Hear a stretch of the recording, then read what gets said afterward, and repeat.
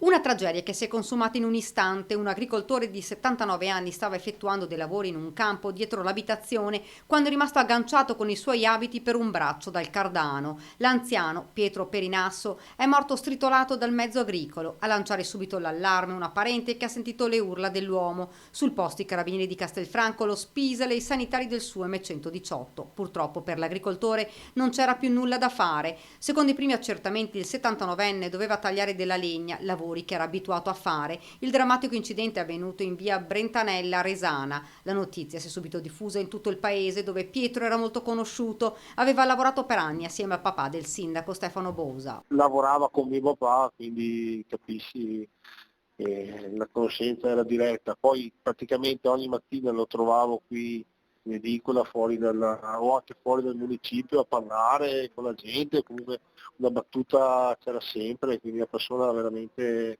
molto cara per me, per me, ma penso anche per molti altri residenti qui di Rosano. Per anni aveva lavorato in un magazzino di materiali edili in paese, sempre pronto alla battuta, cordiale con tutti e molto attivo, aiutava nella sagra e faceva parte di diversi gruppi. Faccia parte del gruppo di, di agricoltori del paese, sicuramente una persona, sì, mi dispiace molto per quello che è successo perché era davvero conosciuto nel paese. Pietro Perinasso lascia la moglie e due figli.